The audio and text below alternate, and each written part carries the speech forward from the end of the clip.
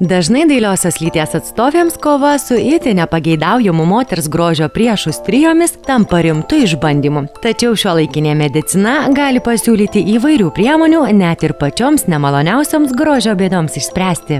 Strijos aplamai tai estetinis odos defektas, kuris atsiranda dėl įvairių priežasčių. Strijos aplamai tai čia yra siauri randai, rausvos rožinės spalvos.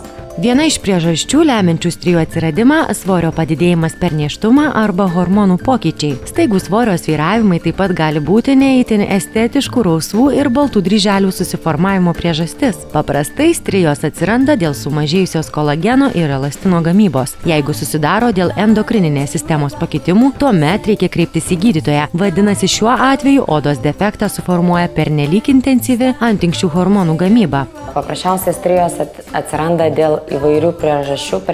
Pagrindinė ta priežastis yra odos pertempimas ir hormoniniai pokyčiai. Veikiant hormonams, oda gali prarasti elastingumą.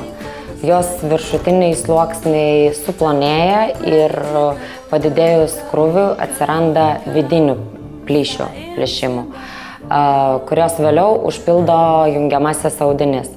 Dažniausiai strijos atsiranda pilvo, krūtų, sėdmenų, žastų, kai kuriais atvejais ir blauzdų srityse. Neseniai susiformavusios strijos būna ryškesnės spalvos, o laikui bėgant jos šiek tiek nublunka, tampa mažiau pastebimos dėl natūralios pigmentacijos. Beje, įdomus faktas, kad strijos priešingai nei celiulitas būdingas ir vyrams.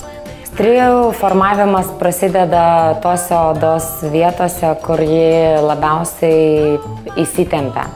Susilpnėja gilaus odos sluoksnio elastinės skaidulos, sutrinka elastino ir kolageno gamyba ir odoje esančios elastinės skaidulos trūksta. Taip pat dažnai strijų atsiradimo priežastis – žmogaus vartojami hormoniniai steroidiniai preparatai. Kaip žinome, tai yra pagrindinis odos giliųjų sluoksnių dirgiklis, o ilgalaikis jų vartojimas skatina strijų formavimąsi.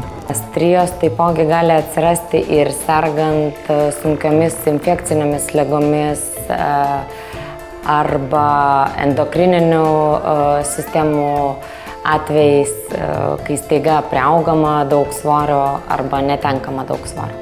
Tačiau dažniausiai strijos atsiranda nėščioms moterims. Tikimybė jomis pasipuošti ypač išauga paskutiniais nėštumo mėnesiais. Specialistė teigia, kad ne tik moterys, bet ir vyrai kenčia nuo šio odos defekto. Ir sukluskite, ypač aktyviai sportuojantys. Netolygus svorio prieaugio pasiskirstymas lemia, kad ši problema gali paliesti ir moteris, ir vyrus. Profilaktikai labai tiks limfodrenažinis masažas, kontrastinis dušas, masažas savo jėgomis ar su profesionalų pagalba. Taip pat sveika mityba.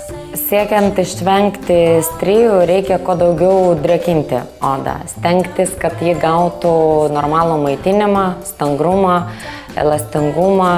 Tam reikia tiesiog parinkti specialias kosmetinės priemonės. Labai svarbu yra vengti didelių svorio prieaugių ir kritimų.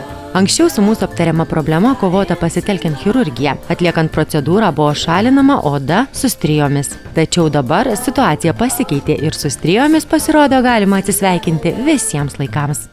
Šiuo metu į Lietuvą mes atsivežėme naują aparatą ir kol kas vienintelį sertifikuotą aparatą Jetu Syneron kompanijos gamintojo kūrinį, kurio nesudėtinga pašalinti bet kokio senumo strijas ir randus. Šią procedūrą galima pavadinti sublative matriciniu frakciniu atjauninimu. Svarbu pabrėžti, kad tokios procedūros veikimo principas visiškai skiriasi nuo lazerinės procedūros, kurioje naudojama optinė energija ir yra paveikiami tik tam tikri taškai. Šis frakcinio atjaunimo aparatas procedūros metu veikiamas radio dažnių bangų naudoja savo energiją, todėl veikiami žymiai gilesni, didesni audinių plotai. Ir dar labai svarbu žinoti, kad šios procedūros privalumas neilga gijimo trukmė. Kitaip nei panašios procedūros, būtent ši tinkama atlikti ištisus metus. Tačiau nepamirškime, kad šaltuoju metu žymės po procedūros matomos mažiau, nes nesilepindami saulėje ir tinkamai apsirengę, viskam leidžiame sugyti greičiau. Patarimas mūsų gražiom moteriam yra paprastas. Nustokite slėpti savo kūną, išsivaduokite save nuo kamuojančių jūsų kūno defektų. Tad mielos moterys, būkit gražios, o jei norėsite savimi pasirūpinti dar labiau, visuomet žinokite, kad yra specialistai, į kuriuos drąsiai galima kreiptis pagalbos ar tiesiog gero patarimo.